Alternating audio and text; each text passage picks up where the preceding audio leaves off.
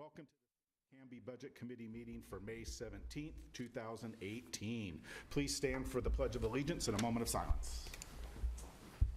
I pledge allegiance to the flag of the United States of America and to the republic for which it stands, one nation, under God, indivisible, with liberty and justice for all. This week was Peace Officers Memorial Week, in which you saw the flags at half staff. It's when we remember peace officers that either lost their life or were severely injured in the line of duty. So tonight I'd like us just to remember in our moment of silence those officers that have given it all, protecting us, and to remember all of our first responders.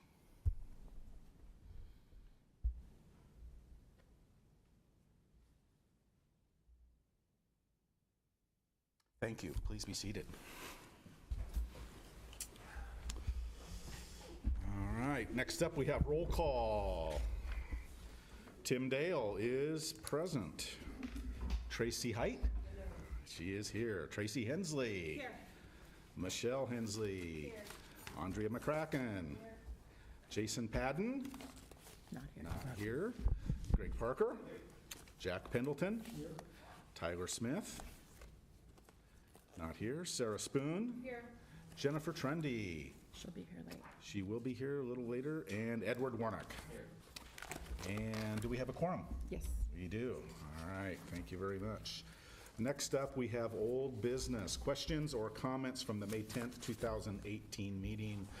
Finance Director Julie, do you have any questions that didn't come in this week that you have answers for us that you want to do now or in the moment?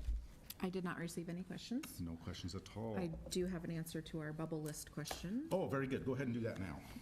I don't remember who asked it, but somebody asked what the current assessed value of Pioneer Industrial Park is, and the current assessed value is $64,104,246. That's land and buildings together. Yes. Okay. Very good. Did anyone else have any questions or comments from last week? Okay, hearing none, you're good with going on to new business? With that, our budget officer, Rick Robinson's here. We'll continue on with our review of the proposed budget. Looks like library fund's up next, and that's page 68. Yes, the library fund is up next. We have seen a nice increase in library utilization. We do have our librarian, Irene, in the audience this evening. The library budget that you have before you is in fact a status quo budget, even though the revenue numbers may not reflect that.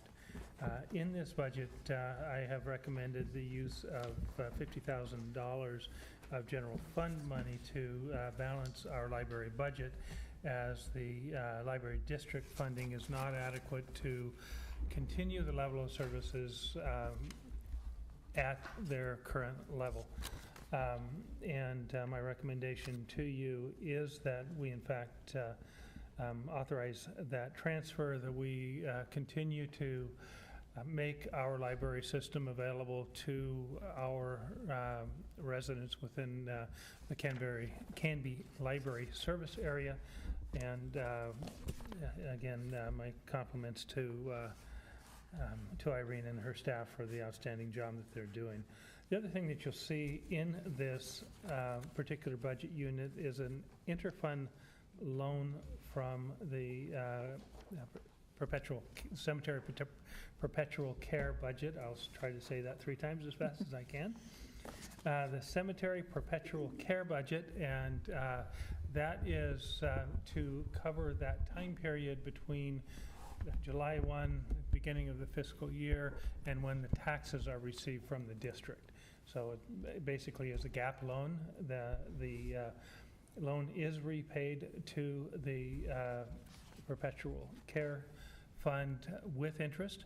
So that fund does not lose interest, but this does provide the gap funding necessary to be able to continue to operate our library budget without any interruption or any break in service. Are there any questions? Pretty straightforward. Yes. And the city has done this very often in the past. We've done gap loans to ourselves out of our own funds, and we do pay a proper interest rate on that. So, you know, it's not like one penny on the million or anything, but it's a common and allowable practice that we've done frequently. I have a question. The internal charge facilities there, it's a lot, it's like almost doubled this year. I'm just curious, what's up with that? Under materials and services? This is where we talked last week Yes. about this current year that we're in. We purposefully used up a bunch of the reserves in the facilities fund because it was getting very high. So this is more of a normal charge that's going to happen moving on. So all of the departments in the 17-18 year have lower charges, and all went up for next year. And we allocated those reserves to the departments in proportion to their share of costs. So everybody went down in proportion to their individual contributions. Member Parker? Yes. Remind me of the interest rate situation. If the money was staying in the perpetual care, if we weren't using it as a bridge loan, what would the percentage be? Is it in the state's It's in the state. treasury pool? And is our rate of repayment actually a higher rate? No, we charge the same rate. Didn't it used to be that when we did the inter-fund transfers that we would actually pay a higher rate? Do you remember that? I do remember some years ago we did pay a little higher. Okay. We can charge whatever we want to charge, but traditionally what I've seen is that you charge whatever the fund would have made had the money stayed in that fund. Okay, that sort of makes sense. In the past, it actually made money to the fund to be allowed as a It did. interfund transfer. It was an odd way for the general fund to enhance the fund, so. Yeah, great. Mr. Mayor, did I see a pen go up or on the library fund? Or no? Nope. Okay. Just check. Okay. Rick, forgive me, I had meant to email this in to you and Julie earlier, and if it's out of order or too long, just say so. Do we have a feel for how far away we really are on the library from getting to what they need, or is that part of the workshop with the council that I missed? The $50,000 is probably a pretty good representation in this fiscal year. The driving factors behind the gap, and it can increase or decrease since there are two factors that determine the district allocation to the Canby Library Service area, one of which is population and the other is assessed value.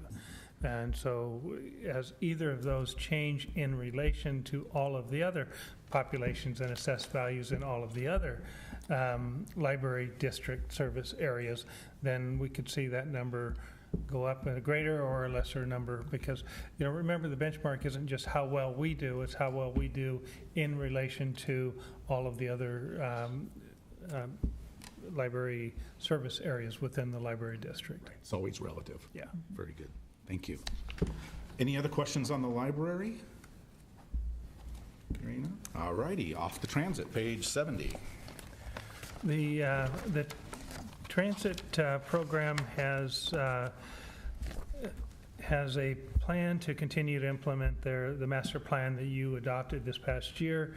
One of the positive, and yet we're I think racing to keep up. One of the positive changes is we have some additional funding coming in this year that will allow us to hit all of our master plan goals and objectives in a shorter time period than we had initially anticipated, which means that we will be back to the planning drawing board here in a shorter period of time, probably in the next 12 to 24 months, to talk about next steps to deliver transit services in our community.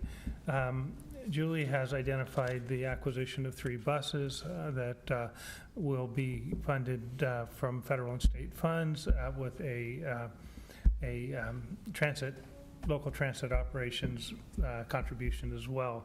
But principally, as she so well does, she has managed to identify and secure grants for a significant portion of the 3 buses that she's proposed for replacement. You actually had that before you yesterday on the contracting portion of it. Questions for transit fund? Mr. Mayor? So if we still, and I don't remember this from the transit plan, there was conversation of building a structure or offices on our bus barn lot. Is that still? You know, I actually was going to mention that as my next comment, so thank you for segue. Glad I can tee that up for you. Julie and I have had conversations over the last 18 months about the possibility of being a self-contained operation and not relying on a rental agreement with a property owner. We can't accomplish that on the one piece of property that we currently own, that acre that is now the bus parking area. However, there may be a piece of property immediately in front of that bus parking area that could be acquired by transit, and that would give us the capacity to in the future, address not only our parking needs for our transit buses, but also begin to look at building out the structure necessary to handle the administrative piece as well. We've had many conversations about that just in the last 6 to 8 months, and something you might see this year. I think we need to have some more conversations to determine what is possible, but it's something that she and I have talked on several occasions about bringing to the city council in discussions and to determine if there's the political will to move forward with it. It's not in this budget, however, yet. Did I miss anything, Julie? Okay, thank you. Any further questions on transit? Everybody good?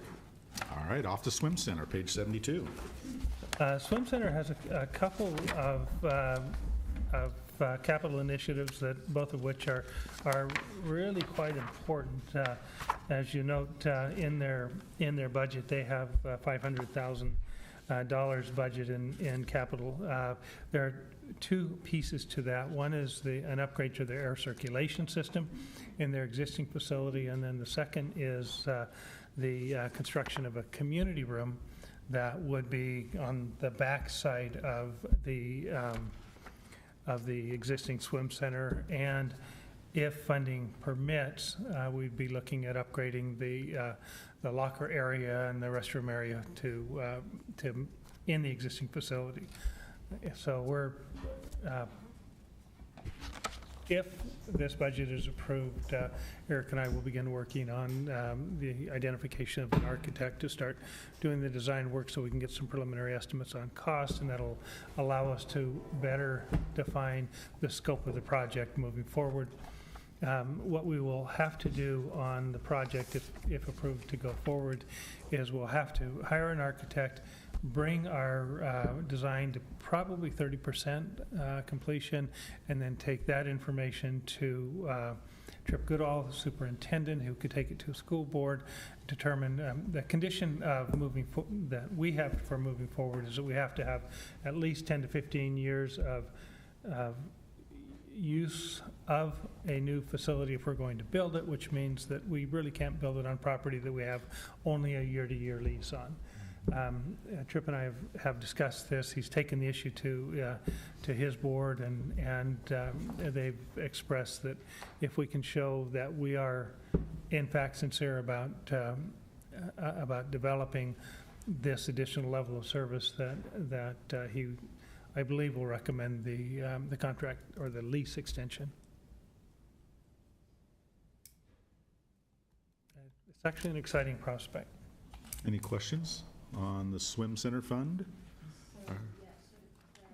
So the capital outlay of 500,000, that's for the potential community center and the locker room build out? Yeah, what Eric has described to me is that the air circulation improvements cost in the neighborhood of $100,000, with an expectation that about 50,000 of it will come back to us through grants or credits, energy credits, which will allow us a budget of somewhere between $400,000 and $450,000 for this other project, which includes both the community room and, as funds are available, any upgrades we can do to to the locker area and the changing room. What's the need for the, for the community room there? Well, we're not able to do a good job hosting activities in our existing pool because of the humidity, and yeah, we put a soda machine in there and it just falls apart, gets all rusty, and it just with the chemicals in the air. And we have a lot of people in the community that want to use a community room for birthdays. They want to do a swim party. We have a lot of swim meets, and the swim teams would have a meeting place other than in the hot swim center itself, or that small gathering area that's just to the side of the swim center right now. It I think will enhance the overall usability for people in the community, particularly people with children that are looking at opportunities to do other fun things with their kids and their kids' kids. Councilor Parker. Yeah, I think a lot of us around this table have had with their kids for birthday parties at the swimming pool, and there's nothing like Hawaiian punch and chlorine air to really give you a buzz for a birthday. So, Councilor Smith. I just wanted to please accept my apologies for being late, Chair and committee. I'll blame it on Julie. Last year's budget looks a little too much like this year's budget. Completely different covers.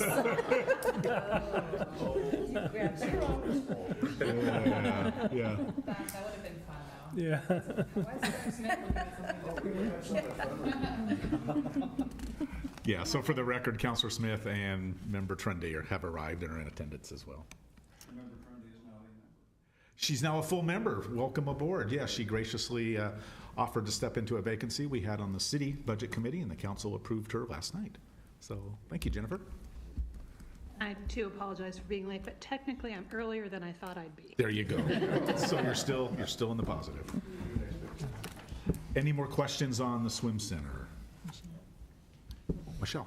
I do have a question. So in the proposed projection for the school lessons taught, it's going down. Is there a reason why? Oh, you're looking at the Offering stats on less. 72, page 72? Yes. You know, I don't believe that we're offering less. There are probably fewer students. Is that?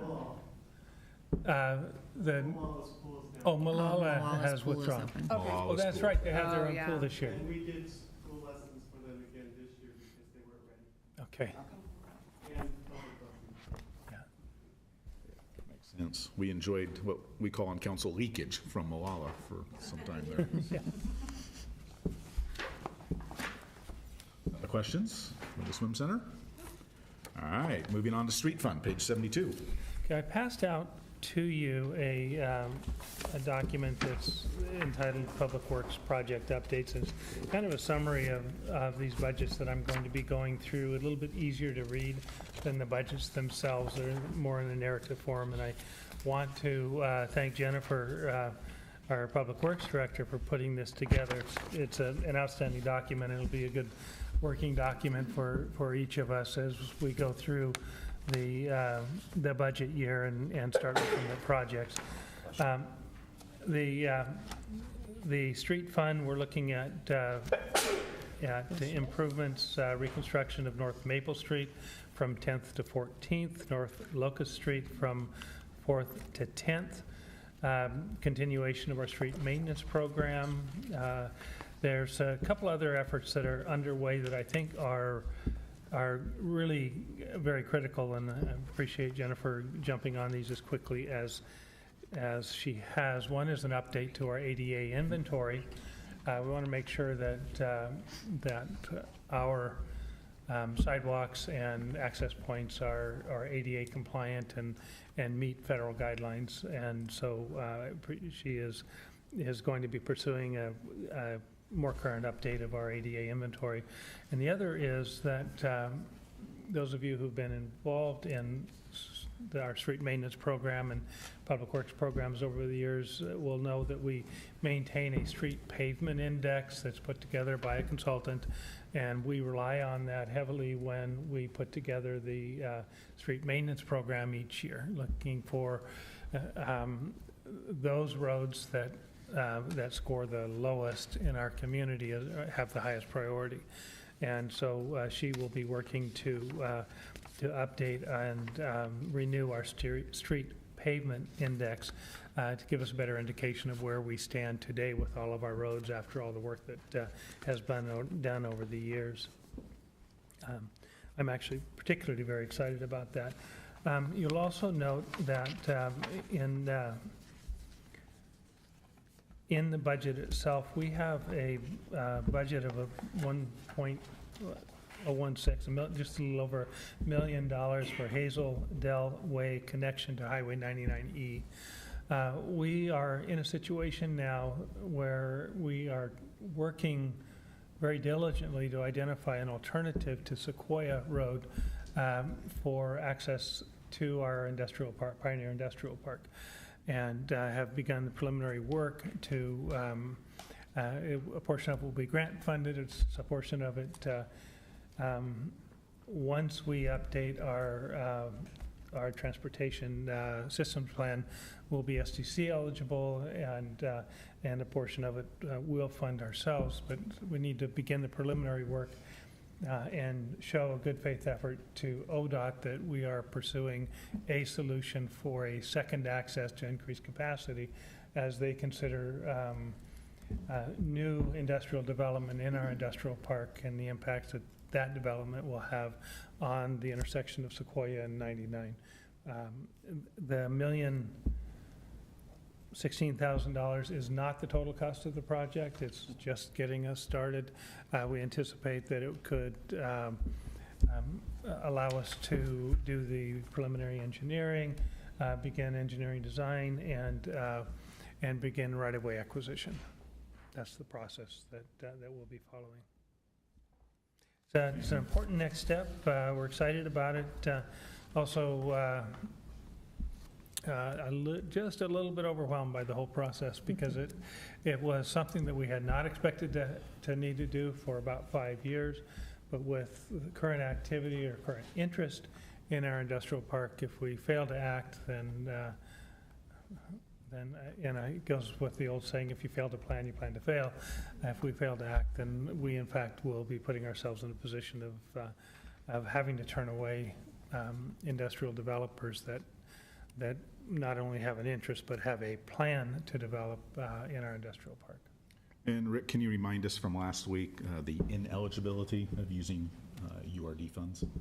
Yeah, the road is not, or the proposed pathway is not within the urban, within our URD boundaries, our district boundaries.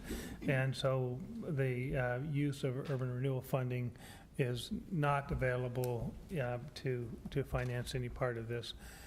If we were to, and we've had some conversations, we don't know if it's something that will work or not work, but it would be a conversation that we would be having with the Urban Renewal Agency as a body in the future about the possibility of swapping property that is currently within the URD, taking it out, and then putting in property that follows the proposed road alignment, which could make the project URA funding eligible. That's not something that we're looking into, but before the first step is taken, those of you who are elected sitting around this table, we'll have first a work session and then a long conversation and discussion as a matter of policy to determine if this is something that you'd be willing to consider. So it's not on the table today, but I think it's good information, something to be thinking about in the future. Councilor Smith? Well, that was going to be my question. I mean, maybe give me the Cliff Notes version of it, because I hadn't heard about this Hazel Dell Way project specifically in terms of, an urgent need to have another connection to the south side of town. what's the urgency on having an alternative route to the industrial park other than Sequoia? I mean, there's, probably 20 accesses off of 99 to the south side of town. Yeah, it's having a second industrial access, which was identified by ODOT as needed at some point in time based on the development of the industrial park. We hadn't anticipated that need would arise anytime before the end of the next 5 years. We have 2 potential projects that could take up about 70% of the remaining capacity of our industrial park. If that happens, then what we had expected to happen over 5 to 10 years could happen over 36 months. And if that's the case, then we would need to be showing at a minimum ODOT that we are taking steps necessary to identify and develop an alternative access road, or the outcome could be that ODOT would not, pursuant to a traffic study, would determine that the traffic volumes that would be created or that would be added to the existing roadway would exceed the capacity of that particular roadway, in our case Sequoia, and they could ultimately not approve the development of the additional development within our industrial park, absent the identification of and at least steps taken towards the development of an alternative access road.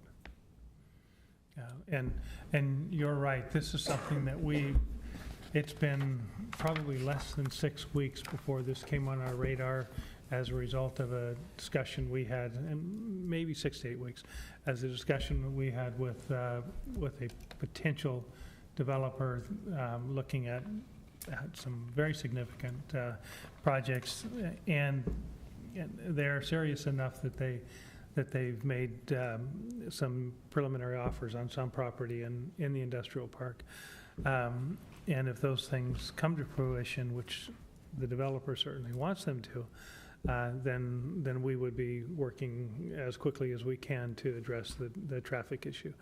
The proposed alignment is not in our transportation system plan.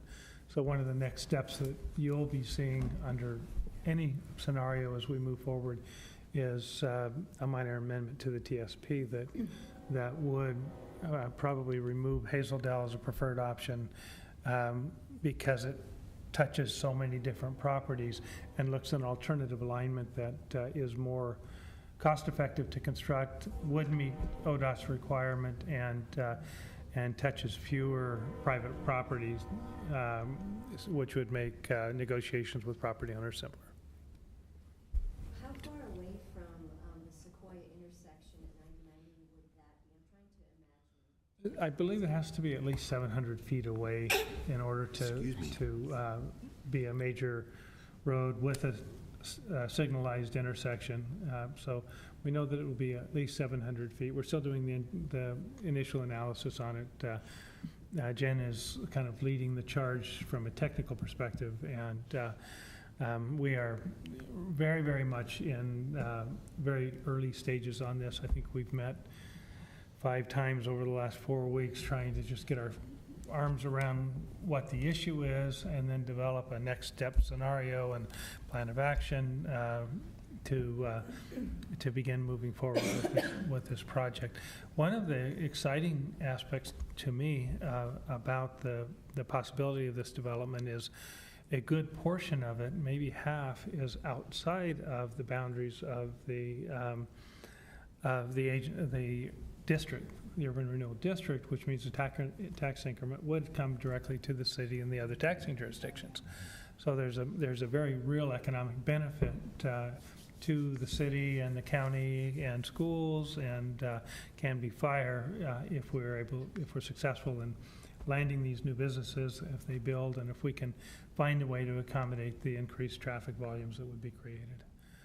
I can't go into a whole lot of detail because we have to protect the privacy and confidentiality, and through this process with this developer as they move forward in negotiations for the different properties, but this is kind of the general context of the challenge that we're facing and trying to find a solution. Rick, if I was Jason Padden, I would ask, is our $5 street maintenance fee included in the revenues for this fund? And Julie says yes. It is. And do we promise it's only curb to curb use for that money? We promise that it's curb to curb, and we are sticking very near to that promise. As I've told you in the past, and what we use is the gas tax money. When we do an improvement to a street, we're required to bring the intersections, the crossings, up to ADA standards. We can't do the paving without the crossings up to ADA standards, so those come with the projects, but we assign a portion of the gas tax to accomplish that, and we keep the $5 street maintenance fee within the curbs. Oh, Jason did call you, okay. Counselor Parker. Well, Rick, we don't often give you a thank you, but thank you for protecting the cash carryovers over the past couple of years. A couple times I've needled you on having a more aggressive yearly street maintenance program, but the very fact that you allowed that fund to build up is what gives us the capacity to do this, so thank you. Yeah, you're welcome. Oh, the Hazeldale portion? Yes, it does. That's where the million's coming from. Yeah, thank you, Rick. Yeah, that's actually the SDCs for the most part, but yeah, that we're protecting for these uses. Any other questions on streets? Mr. Chair. Oh, sorry, Mr. Mayor. That's okay. Did you address Otto Road and why the Hazeldale piece is now the other connection is now the focal point versus Otto Road? Yeah, well, I did only indirectly. In the TSP, the Transportation System Plan, we've identified that Otto Road was the preferred route. Otto Road is probably 4 times as expensive and goes across about 4 times as many property owners. So as a practical matter, it is virtually impossible for us to construct it. The Hazeldale Way connection we tried to call it the Otto Road alternative so that we could sneak it into the TSP, but we talked to legal and they said that we were foolish and we shouldn't consider that and we needed to do it right. So that's why the minor amendment to the TSP to get the Hazeldale Way connection to 99. But yeah, we had looked at Otto Road and for a number of reasons, it's just not feasible to build that. Second question, Mr. Chair, the South Ivy project, where does that stand? And is that now being moved into 1920? 2021 completion, as I recall.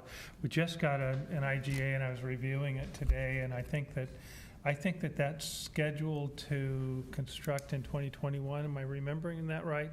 The South Ivy? I think, yeah, because they're doing engineering design.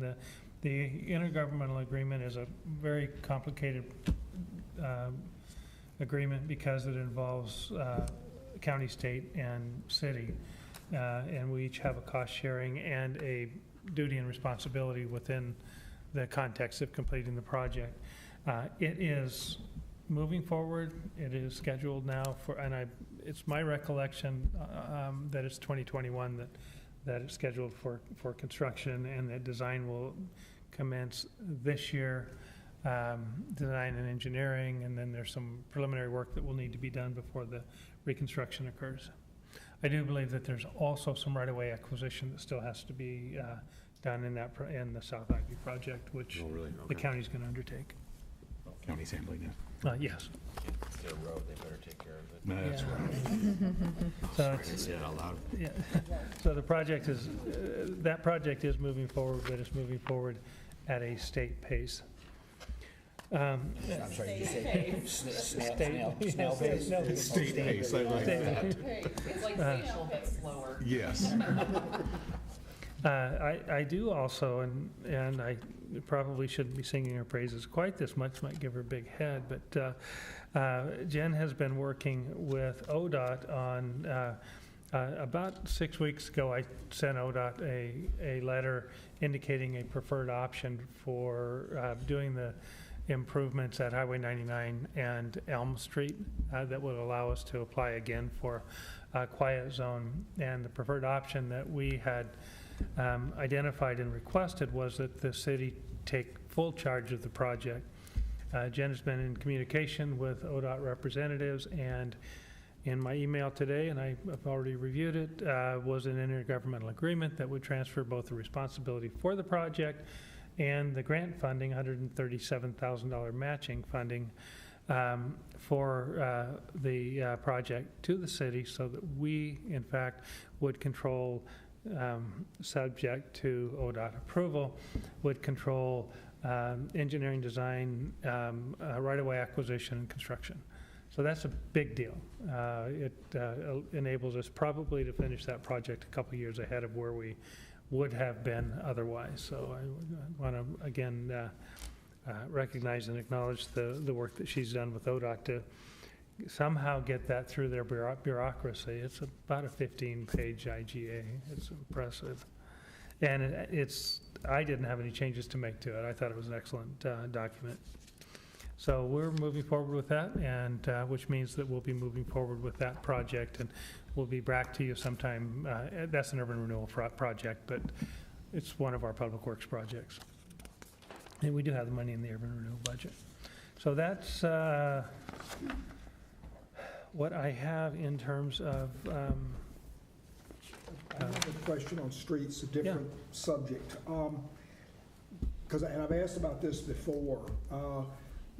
Is anything being done at 99E and Pine in front of the fairgrounds? Where you've got a situation here where coming both ways on Pine, over half of the traffic, at least it looks like, turns left, okay? And we do not have a protected left in either direction. Is there anything being done about that? Because it is, I almost got hit the other day by somebody turning, I was going straight and they turned in front of me. We have conversations about Pine constantly and trying to find solutions to Highway 99 and Pine. It's a big issue because there are right-of-way acquisition problems, or alignment problems, or private property issues. But yeah, it's on our radar. We don't have a solution yet. It'll have to be a joint city-state solution, as more than half the problem is an ODOT problem in their alignment, and the other half is a city problem, in that we need to find a way to allow cars to stack behind the railroad track more effectively, instead of having Pine cutting into to Fourth the way that it does. So it's not something that we're not aware of, and it's not something that we don't have regular conversations about. We just haven't been able to to define a next step that has a potential for success yet. We can't just paint some lines on the street and say change the stoplights. That would help. Well, because you've got a right turn only lane that people will hardly ever use. We've had a lot of conversations with ODOT on a number of occasions about how those signals work, and why an intersection as busy as that one does not have dedicated left turn signalization. And as a matter of fact, I believe the mayor just had that conversation in the last 2 weeks. And so I don't have, I'm sorry, Jack, I don't have a solution for you, but it is something that's a high priority for us as soon as we can figure out how to make a solution work. And I've been almost hit. I think all of us sitting in this table have almost been hit there. It's just one of those intersections we're not happy with. It has been a conversation piece for a number of years, that every chance I get in ODOT, and we just changed and we just changed ODOT czars for the region, and so, and even brought that up with him, within the last couple of weeks or the last month or so. So, because I go through there all the time and have had a number of near misses with either cars, trucks, buses, or pedestrians, and so, so I'm with you on that, Jack. Yeah, we do have our new ODOT representative seems to be pretty responsive. Certainly has been in a couple issues that we've raised. The other improvement that ODOT is contemplating will resurface Highway 99, I believe, from the Malala Bridge to, or at least to from Burr Parkway to Pine. And with that, I'm hoping that it will include updating the signalization at Pine. So we're hopeful that we'll see something. That's it. Is it to Sequoia? Okay, Berg to Sequoia. And we're hoping that that includes some improvements to signalization as well. Do we know when that project is? It's not scheduled until the 21-22 fiscal year, I believe. As they have to go through engineering and design, and 99 is important to them, but they see that they have some more immediate high priorities in terms of being able to manage some road capacity issues that they have on some of their larger collector roads. Yeah, the whole Pine, those of us been on the council for very long, it's about every year, every other year, don't we, Councilor Parker? We get a visit from a county commissioner or two, and they're kind of to the point now where they'll say to us, aside from Pine, what else can the county do for Canby? Outside of taking over city county roads. Yeah. Right. For years it was Ivy. For years it was Ivy, yeah. And finally that stuck. Yeah. So we we are persistent and consistent. We definitely are. Squeaky wheel. So it's an interesting statistic. If you just do a gross division of the total street fund requirements for this year, we're spending about $340 per capita per every person in Canby on streets this year. So we take our street investment very, very seriously. It's a big, big investment. Thank you, Rick. System development charges, page Yes, 77. this is the fund that captures our SDCs. You can see what the reserve for future expenditures are. Our transfers out this year, we've got the $200,000 to parks for the park master plan update, transfer to streets for the projects that I've identified, the Locust Street and Locust, North Maple, and some will be ultimately earmarked for the new roadway into our Sequoia Industrial, Pioneer Industrial Park. The transfer to sewer are for some sewer improvements that I think they were captured in that summary that I provided to you, and I'll touch on them just briefly a little bit as we go through this, and then also some updates to storm, which include some several new dry wells in key locations where we're still having puddling issues. But this is where all of the system development charges that are collected will show up, where you'll see the reserves that we're carrying forward, and we'll see how we're allocating the funds on a year-to-year basis. Well, I didn't question, the transfer to streets, the 1.2 million. So in previous years, why wasn't there a transfer to streets? I don't understand. I think that we were probably recording that differently, if I remember right, weren't we? Only certain projects are eligible for use of SDC funds, and the projects that we've had in the last couple of years were not eligible, so we didn't have any transfers. These new projects are eligible for SDC use. That's It's true. Mostly the Hazel Dell project. Yeah, our big transfer, and I thank you for reminding me, SDC transfer has been for the Malino pump station and the new pump station that we have out on Territorial. Those were the biggies, but that is right. I'd forgotten about that. So the street fund covers everything else, essentially? Yeah, we Or our revenue fund, our street maintenance? Yeah, the street maintenance, which would be the combination of the gas tax proceeds that we collect within the city limits, the street maintenance fee that we collect. We do get some federal and state funding for certain types of projects, and we have, and then we allocate that towards the operating costs and capital costs of our streets division, and as appropriate, our collections division, as appropriate, our wastewater division, our sanitary sewer treatment facility. Question on the parks. What is the restriction on the park improvements? We've got a lot of cash sitting there. And can we use that for anything like putting restrooms at some of the pocket parks or things? I noticed they do have restrooms at the new pocket park down off of the logging road. Could we use that for things like that, or is that restricted to where we can't use it for that kind of thing? You can use it for any purposes that increases the the capacity of the park. Okay. Thank you.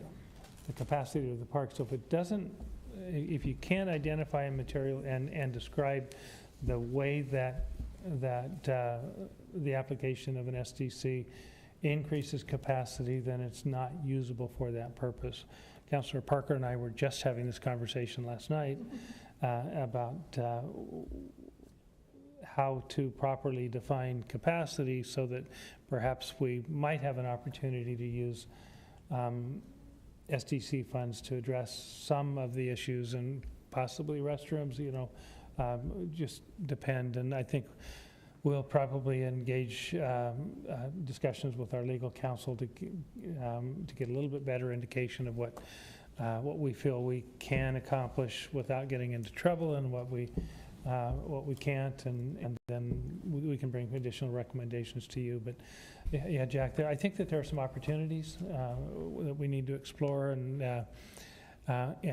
prior to having staff available to clean the restrooms, additional restrooms, we didn't really have the ability to enhance or increase those types of program areas, but we actually are putting ourselves in a position to be able to do those types of program areas. And Julie and I and Amanda and Jen and Joe will have this conversation, and we'll try to determine what is allowable and what's not allowable, and we'll try to be as flexible as we can without getting the city into trouble. That's an excellent question. It's one a conversation that we have at least half dozen times a year. Well, and this year, it's been in the last 6 months. Yeah. When we do the update to the Parks Master Plan, that will be part of that discussion of identifying what we can use it on and what we can't. And we'll look at updating what the SDC charge is as well. So. Yes, Councilor Parker. And Jack, just to give you a little bit more of the background, each time a new housing unit is built, another $6,000 goes into it. So with Sequoia Grove and the housing, that we've had a lot of money flow into that lately, and part of the missing link, as Rick points out, was the need for additional maintenance revenue to be able to allow us, because the council, when we laid off park workers a few years ago, the council came up with a policy that we weren't going to create any more maintenance demands, that is new parks, until we've figured out a way to get some more revenue in for the maintenance. So it's kind of a two-step process that we're still working through. Yeah, and it's actually a good position to finally be in, where we can ask the question with the possibility that we can move forward with something, where before we could ask the question, but even if the answer was, yes, these are SDC eligible, the follow-up question is, how much additional staffing is it going to require to maintain it? But excellent and very timely question to ask, Jack. Any more questions on SDCs? Cemetery perpetual care is very straightforward. Perpetual care budget is, and the funds that are placed in it really exist for the purpose of maintaining the cemetery after it's full. So you won't see a lot of expenditures going into or coming out of perpetual care. You do see that the interfund loan to the library and then the loan repayment from the library, which I will just kind of as an aside, as you look at the budget, when you look at the library operating budget, the total operating budget is actually $500,000 less because we capture the repayment as in the budget itself. So when you want to look at the operating costs, you take these types of technical corrections that were legally required to post and identify in the budget. You need to back them off to get a clear, true picture of doing an apples-to-apples comparison with prior year operating costs.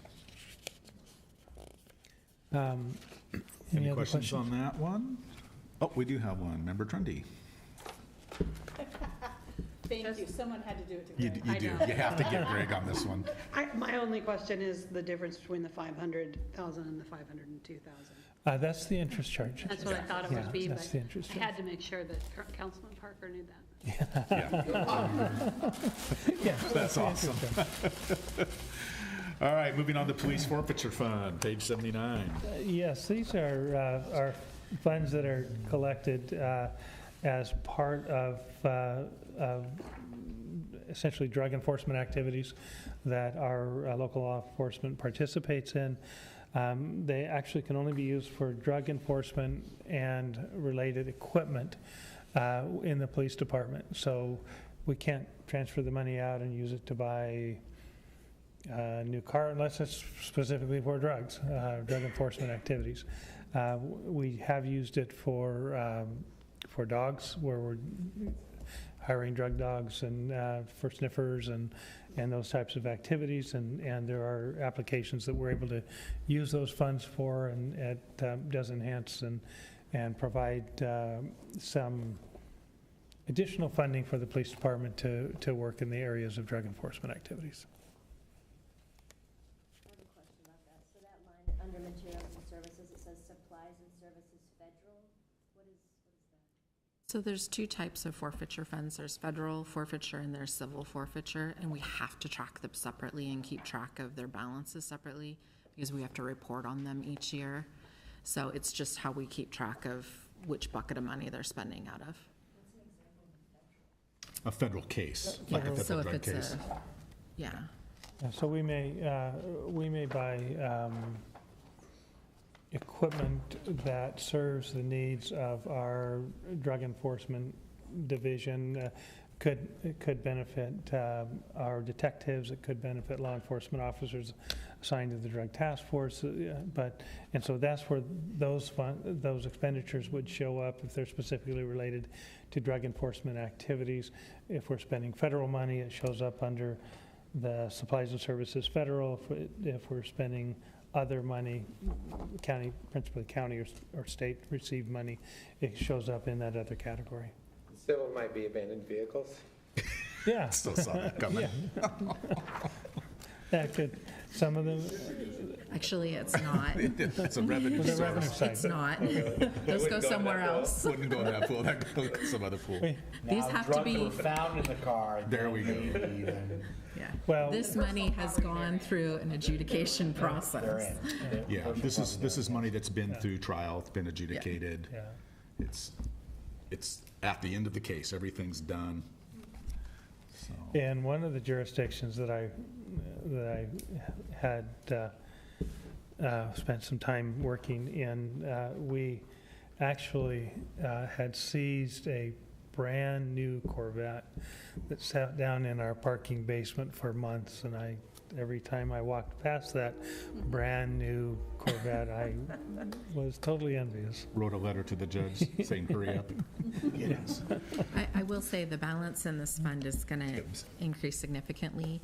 Carrie, our code enforcement person, has been working on a project to get really old cases cleaned up and cleared out. And she's been bringing a lot of money and items to us to process, so. It's a good deal. Does she still have time and halftime properties? Yeah. Into a profit center. And between federal and state, there are different percentages, commissions, so to speak, that we enjoy. Federal's actually more lucrative. So we're actually incentivized, if we can, to get the case to the assistant U.S. attorney in Portland to take it as a federal case, because in the end, we'll get a bigger return. We get a bigger forfeiture, and that's one of the reasons why we try to maintain a federal officer on our police force to help that happen. Yeah, one of our officers will also be a federal officer. Yeah, and it's an interesting, long process that the chief can tell you about. But yeah, federal cases actually reward us better. But they also have a higher bar to make them willing to take it. So. Yeah. Any more questions on that one? All right, now we're going to move into our internal services funds. First up, we have what? Facilities, page 80. We do have facilities. We have staff that provides support to all of our city facilities. The narrative in here actually does a really good job of outlining what this internal service fund does for the 2018-19 fiscal year. They're looking specifically at doing some security upgrades in several of the offices, improving energy-efficient lighting fixtures in the Public Works Department, adding heating to some of the Public Works shop bays to protect storage and assets in that, then the shop bays, and then the asset management program to better manage our facilities and city assets. Pretty straightforward program. I don't have a lot of first-hand knowledge or information that I can share with you, just can give you kind of the general outline of what they would do. Any questions on facilities? Fleet, next page over, 82. Oh, did you have one, Mr. Mayor? Nope, we're good. Okay. Fleet is, we do maintain all of the city's movable equipment, and that includes the buses for transit, all the law enforcement vehicles, and all of the department vehicles. We've got a great fleet department that were recently recognized in an audit done by Transit as one of the finest and most efficient that they have audited in the recent past. So they received very, very high marks for the work that they're doing. Our law enforcement is very happy with the work that's being done on their vehicles, and we're just really pleased with the direction that fleet is moving now under the new leadership. We're doing all our DEQ testing locally now, right? I don't know. Are we doing that? Aren't we doing our DEQ testing and they're locally now on site instead of having to drive them to Clackamas? I can't answer that question. Okay. You're probably right, but you may know more about that than I do. No, I don't. Okay. Any other questions? If we're gonna do DEQ on site, is there any chance of getting the DEQ station back for the public? Because that would be nice. if That we would be a all state did it. question. Well, no, I know it's a state question, but have we looked back into that? Because it would really be nice if they don't want to drive to Clackamas, neither do the citizens here. I've heard that you can do it through Jiffy Lube now. You can? Really? Millars can do it now? Oh, awesome. So now you know. Try it out. Yeah. Well, and, Somebody try that and reading the 2017-18 highlights, completed all DEQ testing of all city vehicles, 1975 and newer, by utilizing DEQ's on-site testing program. Oh, cool. We still have a 1975 vehicle. We probably You would do. be surprised how old. Between us and We Cousins. probably do. Didn't we hire Fedder's police car with him? We do have some older vehicles still in our public works fleet, actually. Any questions on fleet? I do, you know, it's curious that it's so much lower, our requirements this year than the previous. I mean, it's like the all-time low in 3 years. Like, at a glance, what? I'm amazed, because it's not like we have fewer vehicles, right? No, it may be that, It's a change in fund balance. that's what I was gonna say. We were carrying a pretty heavy fund balance, and it's been our goal over the last couple of years to step down and get something that is not as high as it was. And so this represents another step down in, so the fund balance that we retain year over year just helps us maintain stability, but we're not actually charging more than we're spending each year, which happened for a couple of years. We're just moving that fund balance back the other direction. I was thinking that's what it was, but I was. The confusing part on this is the bottom line on all funds says fund requirements. That includes your reserve balance. So if you take out that line with the ending fund balance, if you took that out, then across the board, we're pretty even in total.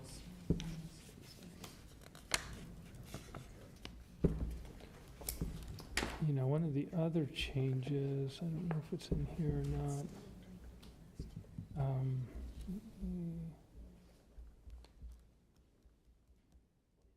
No, I don't see anything else that jumps out at me. We don't pay the lease payments out of here, do we?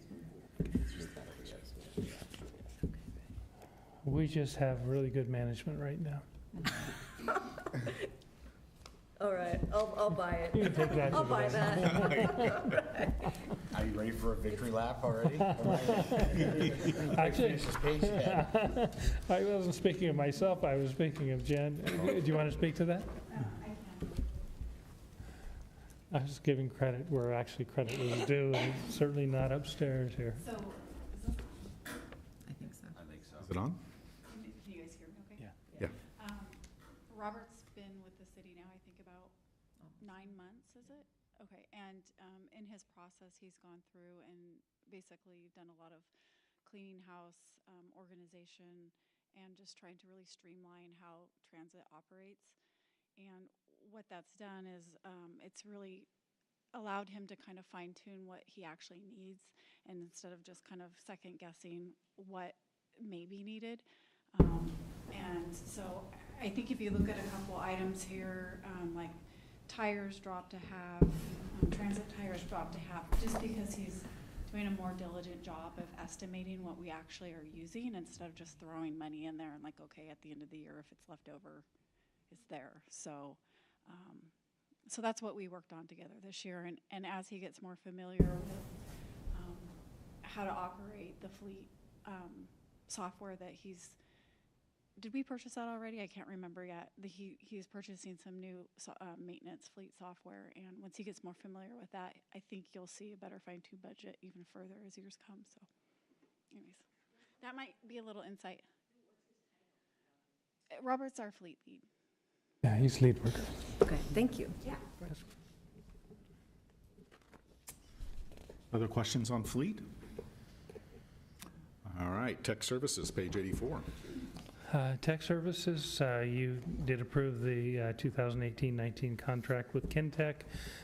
We bill our tech services based on the number of units in each of the departments, and really no change from year over year in what we do for tech services. We do budget each year for the replacement of capital equipment. We treat each piece as though it has a life cycle. And when it reaches the end of that life cycle, we swap it out before we start having a lot of problems with it. That's been a very efficient system, and I think it's kept costs down overall pretty well. Any questions on tech? This FTE, is that a contractor or a city employee? That's a city employee. And a sliver of Amanda. Pardon? And a portion of sliver of Amanda. Amanda. Point one. Point one. All right, we'll move into our enterprise funds now. Sewer, page 86.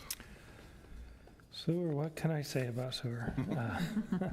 This is a sewer combined fund, so it captures, it captures kind of the overall total balance in our sewer programs, and then we break them down by type.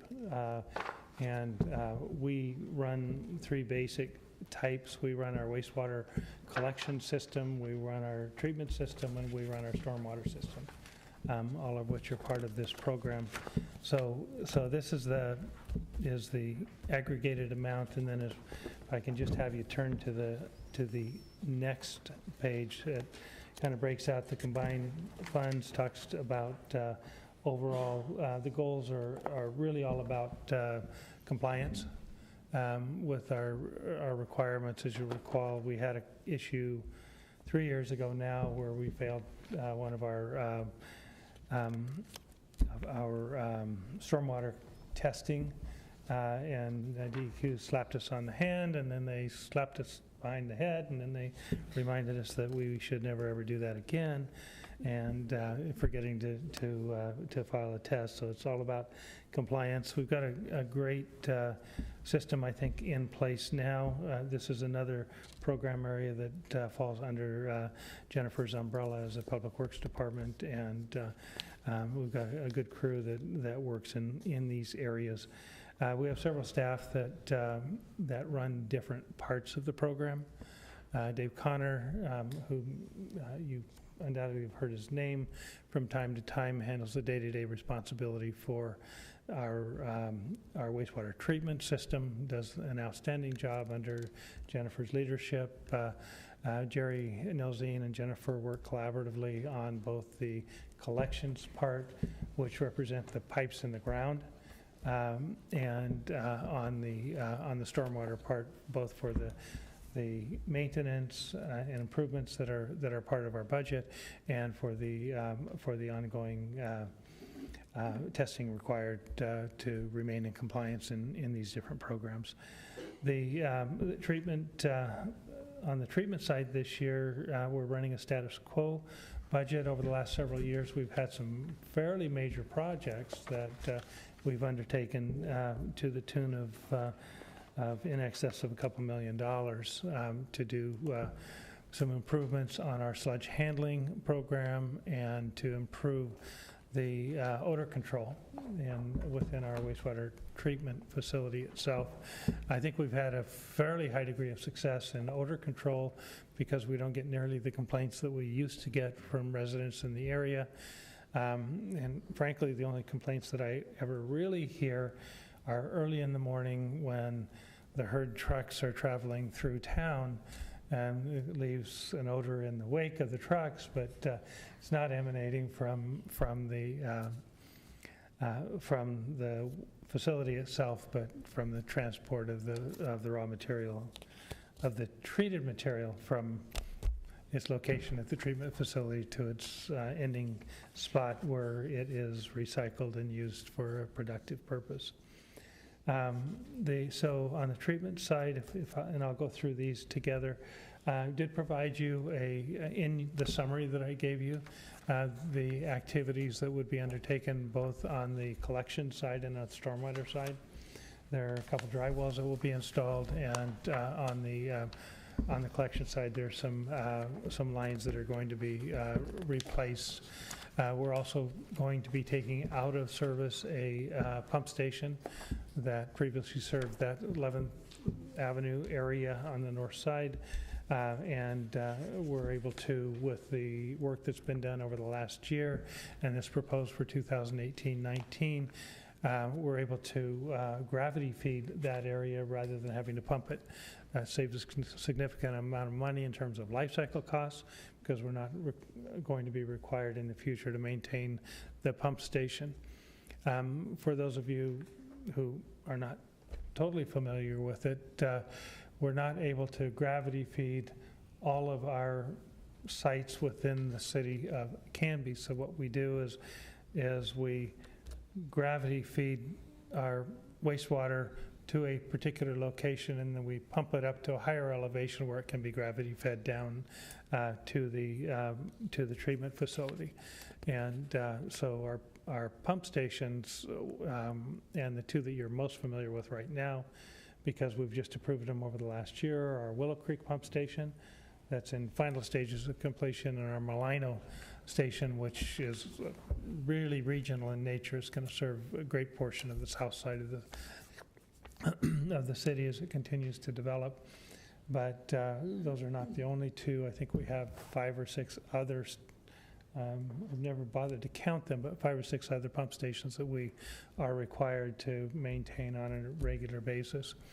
The challenge, and I'll give you a little history since we have just a couple minutes, challenge in managing the pump stations is that when they go down, the mere fact that a pump station goes down doesn't mean that people stop using their restrooms and their wastewater generating facilities. So we have a crew that is always on call, and when a system goes down, they are on the ball finding alternative means to track the waste. Sometimes it means bringing out one of our Vector trucks. Sometimes it means identifying alternative energy generating devices to pump the waste to its next location. In the case of the last 2 pump stations that we have constructed, and what we'll do on South Ivy, which is part of this year's proposed budget, is that we have expanded the holding capacity, which gives us more time to respond, and we're looking at development of redundant systems. So if one pump system goes down, then we have the ability to go to a secondary one. It increases the initial construction cost, but provides a redundancy and a safety feature that we all would prefer to having waste in our basements and in our bathrooms, which is what happens if the system backs up completely. The fact that you don't hear about it, for those of you who are elected, means that we've done a very good job of managing that system overall. Councilor Smith? Quick question. Yeah. And this came up last year sometime. I don't think it was during budget cycle. But was there any thought put in this year or analysis into potentially having our own staff for some of the engineering work? When we pay so much money to Kern McLeod, that the question was raised and the discussion had been had, should we, at what point do we need to have our own engineering staff? Obviously, we have a full-time public works director now that might be able to do some of that, but how is that balanced? How do you see that balance in terms of in-house staff versus hiring professional outsiders? We are having that conversation now that we have a registered engineer as our public works director. She is looking at some of the technical documents coming in. I don't want to burden her too much with it because her plate is pretty full, but we're having a conversation looking at both from an efficiency standpoint and a cost standpoint, what services we might better be able to manage in-house versus contracting out. So I'm not ready to provide you an answer on that yet, as we haven't done the full research to determine it. But we did do the analysis, and we know how much money we're spending for outside engineers. For some, it doesn't make sense because we don't use a particular type of service often enough, but for others, there may be some overall savings that we can achieve. And we'll continue to look at that, and hopefully we'll have some recommendations that will yield actual measurable savings in this overall operation over the next year or so.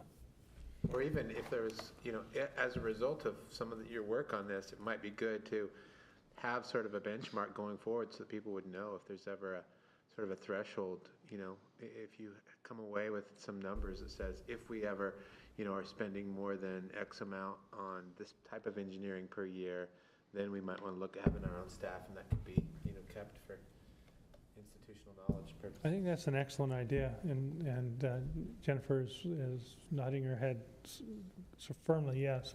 So it is something we'll work on and see if we can develop some benchmarks. I think that's a great idea, because that could be a trigger mechanism to really cause us to bring this issue forward to you where we think we can achieve some long-term cost savings from, and efficiencies at the same time.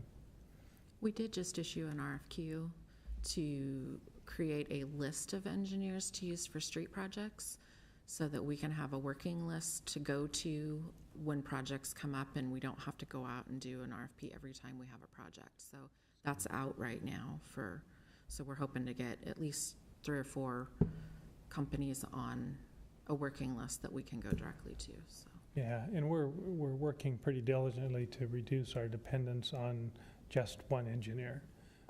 And I think having some success in achieving that as well.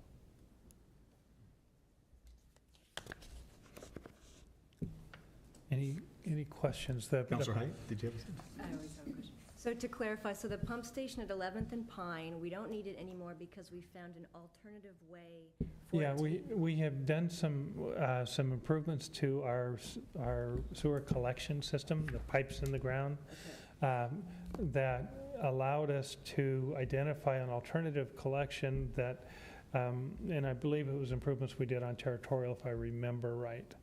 Or was it Pine? It's on the Mall Forest Road. Okay, that's right, yes. So On, there's an extension down the town allows us to. yeah. Yeah. Which, so, and we thought that would be the case when we started the replacement program last year as an internal program. And once we got the engineering done and we got the work done, we were able to determine that we could gravity feed everything into the main line at Malala Forest Road. I was thinking it was at Territorial, but I think that was Malala Forest Road. Main line connects into the Territorial, which goes to the station. So it just gives us the ability, and anytime you can gravity feed, you save money. So that's what we've accomplished.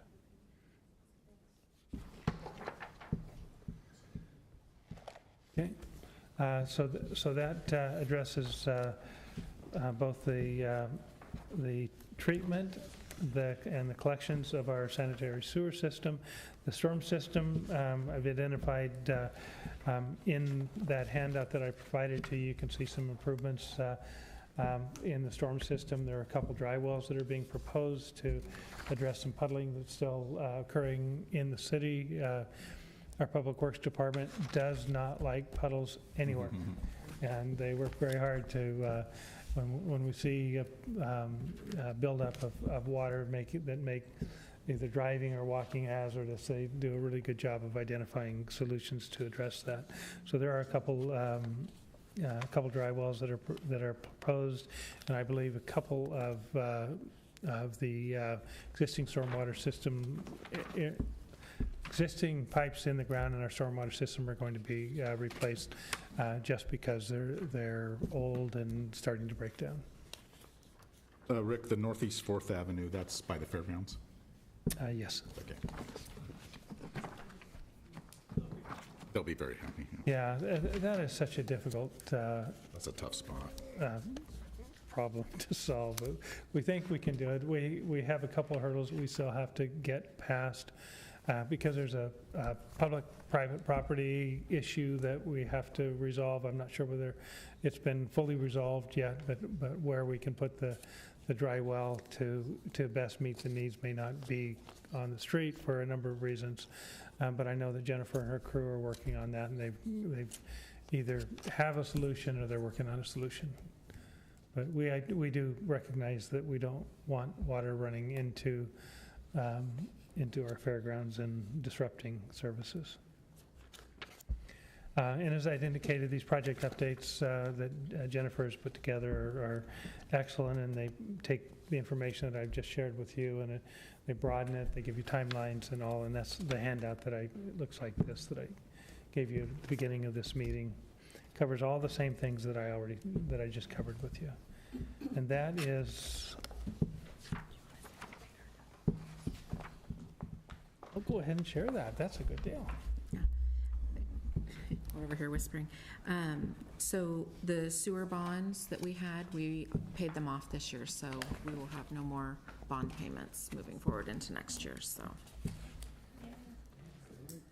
So we're working on debt. We are working on I'm debt. trying to get rid of it as fast as I can. So I think that completes our budget. Completes our, all of our presentation. funds. Any questions at this point before we move on? See none. All right, part of the, of our budget revenue side includes partaking of our slice of state revenue sharing. And I will let Julie do her yearly summary of what that means. Like, which funds do we partake of? Oh, okay. It includes like cigarette tax, gas tax, liquor tax, generic state shared revenue that has a whole bunch of things that go into it. And we have to, like our highway apportionment, our gas tax, those are specifically used for streets. Cigarette tax, liquor tax go into the general fund and can be used for anything we want to use them on. And same with the generic state shared revenue. We can use that for anything as well. But part of that is that we have to hold a public hearing each year, giving the public, which we have none, an opportunity to speak on if they had any specific ideas of things that they wanted us to use those funds for, so. And then later on at council level, we actually have to have another hearing to, in the sunshine, decide that we do want to take those funds in. So it's kind of interesting. You know, at face value, you go, why would I not do that? But it is a requirement that we have a hearing and purposely decide to do that. So, any comment? Okay. All right, so at this point, we will do the state revenue sharing public hearing. Please bear with me while I read the required text. I will now open the public hearing on the use of state revenue sharing. The purpose of this hearing is to provide the public with an opportunity to submit testimony concerning the possible uses of state revenue sharing funds for fiscal year 2018 to 2019. The order of business we will follow in conducting this hearing will be A, to receive public testimony. B, the hearing will then be closed and no further testimony will be received from the public. And then C, discussion by this committee. Any interested person may present testimony. If you wish to speak, please fill out one of the testimony forms. They're in the back on the podium there, and submit them to the chair, myself. The chair will recognize those persons wishing to speak, and any questions should be addressed through the chair. When you come to the microphone, please state your name for the record, as this hearing will be recorded. Please speak clearly into the microphone and limit your testimony to 3 minutes. Do we have anyone interested in testifying tonight? And seeing none, I will now close the public hearing. All right. Next up, we have to have a formal opportunity, a hearing for the public to comment on the budget process. This is the public's first official opportunity to do that. They will get another opportunity both in front of the Urban Renewal Agency and City Council when those two bodies deliberate and plan to accept the budget. So this is first opportunity. And please bear with me as I read the required language. I will now open the meeting to accept public comment on the 2018-2019 City of Canby budget. If you wish to speak, please fill out one of the testimony forms and submit them to the committee chair, myself. The chair will recognize those persons wishing to speak, and any questions should be addressed through the chair. When you come to the microphone, please state your name for the record, as this meeting will be recorded. Please speak clearly into the microphone and limit your testimony to 3 minutes. Do we have any members of the public wishing to comment on the budget for the City of Canby? And seeing none, I will now close the public hearing. Thank you. All right, next up, we have an opportunity for the Budget Committee, ourselves, to have any kind of general discussion, further questions about the budget as presented. Anyone? All right, well, we're about to wrap it up, folks. Next, if you flip over your page, we have to have a motion to accept the budget and property tax rates to be levied, and this action will cause the budget then to be passed up to City Council for it to discuss and deliberate and accept. Traditionally, it's not a requirement, but traditionally, we have invited a non-elected member of the committee to make the motion and the second, as the council will get their own opportunity at it in June. So if we're ready to proceed, I'm ready to accept that motion. And its text is there on the back of your page, and please read it verbatim. All righty. Motion to approve the budget. I move that the Budget Committee of the City of Canby approve the budget for the 2018-2019 fiscal year in the amount of $45,747,484 and to levy property taxes for the 2017-2018 fiscal year in the amount of $3.4886 per $1,000 of assessed value for operating purposes and 49 cents per $1,000 of assessed value for the swim center local option levy. Is there a second? All right. And Julie, is it acceptable if I correct the year in my rereading? All righty. It's been moved by Member Trendy, seconded by Member Warnock, that the Budget Committee of the City of Canby approve the budget for the 2018-2019 fiscal year in the amount of $45,747,484 and to levy property taxes for the 2018-2019 fiscal year in the amount of $3.48 and 86 mils per 1,000 of assessed value for operating purposes and 49 cents per $1,000 of assessed value for the swim center local option levy. Is there any discussion on the motion? All right. All those in favor, please say aye. Aye. Any dissenting? And the motion carries 11-0. Mr. Budget Officer, do we have any further action for the committee at this time? Now, I would just like to express my appreciation to the members of this committee for the excellent work that you have done. Your questions and inquiries were challenging and I think very well stated. I appreciate your involvement and the fact that you prepared for these budget meetings. It makes a big difference and I think creates a better document. I do want to express my appreciation to Julie for the work that she has done in the development of this budget and to her staff for the extensive work that they did and to each of our department managers and their staff in the development of the budgets that we've presented on their behalf over the last 2 weeks. And likewise, and my yearly thanks to every member of the committee. It's a lot of hours and a lot of time and some evenings away from home. And just to remind you, you're not completely off the hook. Julie's planning to have quarterly reviews before the budget committee, which we've not done in the past, but is a really great idea. And will keep us all up to speed and be all the better positioned for next year's budget. So be looking for those to come along, and I just pay it forward and thank you for your commitment of time and energy to do those as well. And with that, I'll take a motion to adjourn. And is there a second? Second. It's been moved by Councilor Hensley, seconded by Councilor Spoon, that we adjourn. It's a non-debatable item. All those in favor, please say aye. Aye. And any opposed? And it carries 11-0. Thank you all, and good night, Canby. Frank and Julie want to stay a little